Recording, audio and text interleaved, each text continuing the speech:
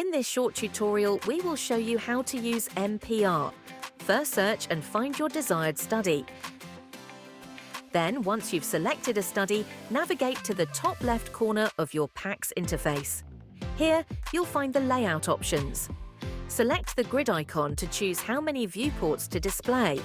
In this case, we'll split the screen into 3 squares to visualize multiple planes simultaneously.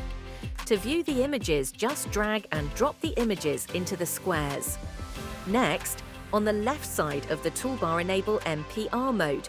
This function allows you to view the axial, sagittal and coronal slices of your image data side by side. Once activated, you'll see the anatomical planes appear across the different panels. The axial view shows horizontal slices.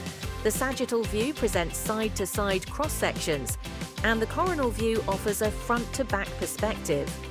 SC PACS. We give you DICOM archive and AI-powered visualization of any medical image, no matter where you are.